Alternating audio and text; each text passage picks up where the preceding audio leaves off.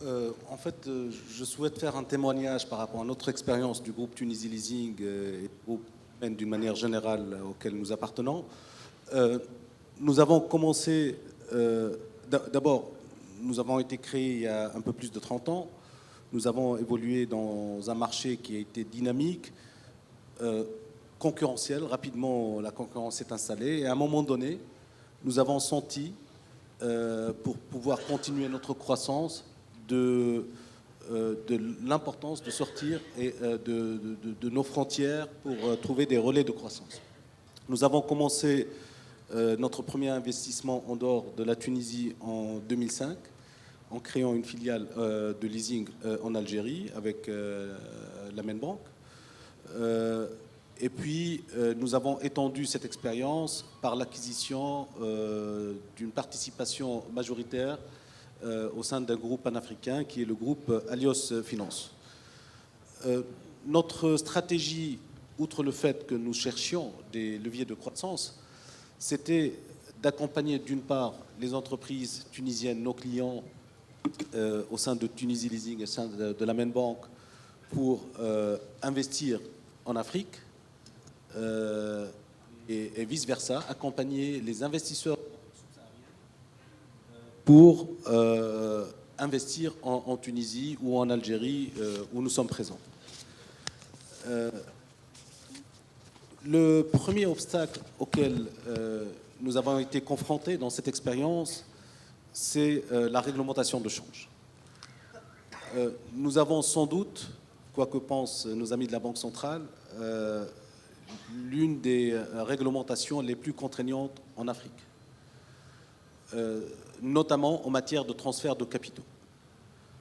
Il est très facile aujourd'hui de faire des opérations courantes, commerciales, pour l'importation de biens, même non productifs. Il est extrêmement difficile d'investir en capitaux en dehors de nos frontières. Or, si on veut permettre à des champions qui ont fait leur preuve dans le marché tunisien de s'exporter et d'investir à l'étranger, il est important d'avoir une réglementation souple qui leur permet d'avoir les moyens de leur politique. Certains disent mais pourquoi investir à l'étranger là où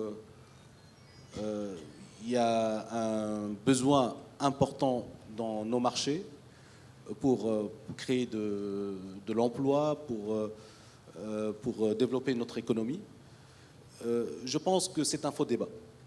C'est un faux débat dans le sens où une entreprise qui décide de sortir de ses frontières ne pose pas cette problématique en arbitrant par rapport à un autre projet de développement dans ses frontières. Une entreprise ne pense à aller vers d'autres marchés qu'après avoir accompli peut-être un stade de développement dans son marché et ne va pas chercher des marchés plus difficiles parce que s'exporter c'est toujours plus difficile que se développer localement. Avant de penser à s'exporter, c'est qu'elle a fait le nécessaire sur son marché. Deuxième argument, en investissant à l'étranger, on devient encore plus fort dans son propre marché. Et là, nous avons beaucoup d'expériences, enfin beaucoup de cas d'exemples.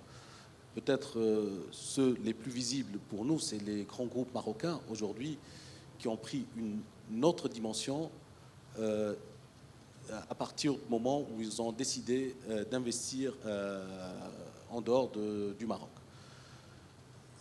Je me réjouis des orientations politiques de notre gouvernement qui, notamment sur les 2 dernières années, a envoyé beaucoup de signaux positifs et très encourageants pour investir la collaboration entre les pays africains, entre la Tunisie et les pays d'Afrique subsaharienne. Mais cette politique ne pourra être couronnée de succès que s'il y a un certain nombre de dispositions qui accompagnent cette politique, parmi lesquelles des réformes audacieuses de notre réglementation de change. Nous avons besoin également, pour encourager la collaboration Sud-Sud, d'accompagner nos clients en leur offrant des solutions de financement. Une entreprise qui n'a pas de réseau, qui n'a pas d'appui à l'étranger, pourra très difficilement trouver des financements parce qu'elle n'est pas connue dans ces marchés-là. Les banques de réseau aujourd'hui qui existent dans notre continent permettent à des champions dans un marché de pouvoir s'installer dans d'autres marchés. Le groupe Attijari Bank est une des expériences, mais il n'est pas unique. Il y a beaucoup de groupes bancaires panafricains qui jouent ce rôle-là. Et je pense que nous avons intérêt en Tunisie également à encourager le secteur financier à sortir pour accompagner ses clients dans ces marchés-là. En fait, quand les pouvoirs publics parlent de favoriser l'intégration entre les pays africains, souvent ils s'arrêtent aux échanges commerciaux, aux conventions de libre-échange, etc., alors que l'intégration, de mon point de vue, elle est plus globale que cela. Une entreprise industrielle peut démarrer par faire de l'export, mais à un moment donné, pour certaines industries, pour certaines typologies de produits, elle peut arriver rapidement à la conclusion qu'elle n'est pas très compétitive parce que le coût de logistique est très important, parce que les barrières douanières ou administratives d'une manière générale sont contraignantes. Et si elle veut continuer à développer, elle est amenée à s'installer près de ces marchés pour avoir des coûts de production plus compétitifs. Elle a besoin d'envoyer du personnel, elle a besoin de recevoir des partenaires. S'il n'y a pas de libre circulation des gens avec les barrières de visa, là aussi ça peut être un problème. Donc je pense que l'intégration, c'est une vision plus globale que l'échange commercial et elle devrait être vue de cette manière-là pour pouvoir favoriser l'intégration au sens large.